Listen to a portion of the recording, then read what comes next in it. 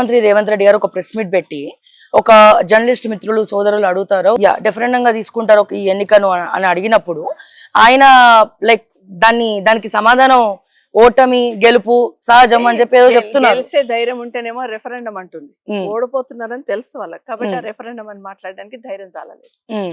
General గా ప్రభుత్వంలో ఉన్న వాళ్ళు ఏ ఎన్నికైనా రెఫరెండంగానే భావిస్తారు, గెలవాలంటారు, గెలుస్తారు కాబట్టి దాన్ని రెఫరెండం అంటారు. ఆ మాట దాటవేశారంటేనే అక్కడ ఓడిపోతుందని అర్థం.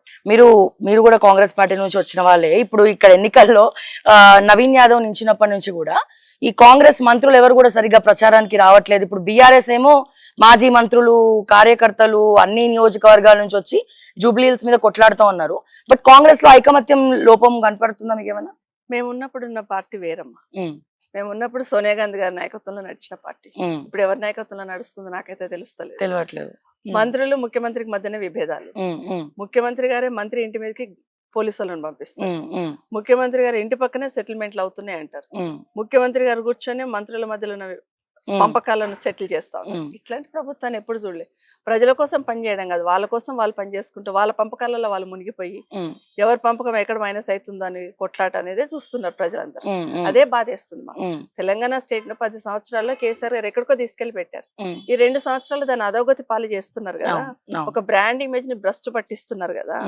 ఇప్పుడు తెలంగాణ రాష్ట్రానికి ఈ రాష్ట్రానికి పెట్టుబడులు వెలువల వచ్చాయి, కానీ ఇప్పుడు ముఖ్యమంత్రి స్వయంగా నా రాష్ట్రం దివాలా తీసింది, నేను ఎవరి దగ్గరికి వెళ్ళినా నాకు అప్పిస్తలేరు, నాకు అప్పు పుడతలేదు అని మాట్లాడుతున్నాను. అంత దౌర్భాగ్య స్థితికి తీసుకొచ్చారు. ఈ రోజు ఏదున్నా గుట్టుగా నడిపించారు కేసీఆర్ గారు. నేను అడుగుతున్నారు ఏం డెవలప్మెంట్ చేసినామని.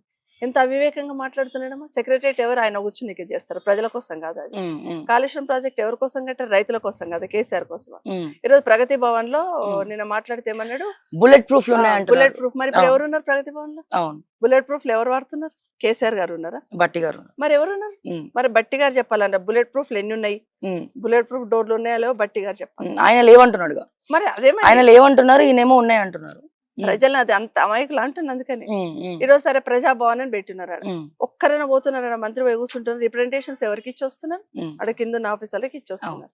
ఇవన్నీ ప్రజలు గమనిస్తున్నారు.